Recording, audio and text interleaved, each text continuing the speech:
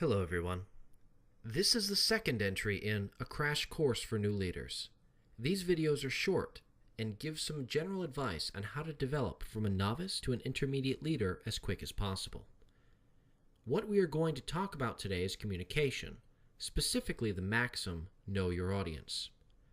As a new leader, one of the things you will be required to do is communicate in a number of different ways: emails, conference calls, in-person, one-on-ones, teleconference meetings, instant messaging.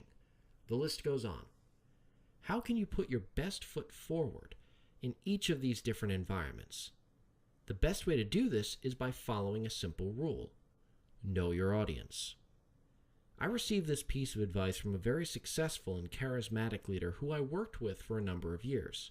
She makes it a point to repeat this advice to every new employee. The idea is that many individuals do not often think before they speak.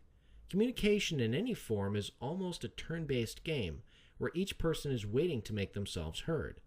This usually ends up with people responding to one another instead of listening.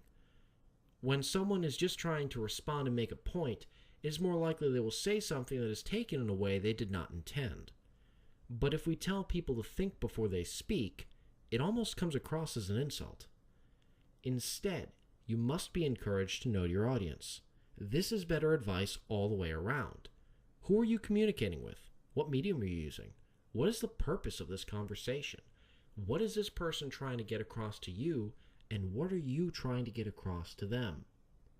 All of these questions and more spring to mind when you are focused on knowing your audience. With that phrase kept in the back of your mind, you will be much less likely to say or do something that is inappropriate for the person or people you are talking to. I hope you enjoyed this video. If you have any suggestions for topics you'd like to see me cover, please feel free to comment. And if you'd like to make sure you do not miss any of my future videos, please like and subscribe.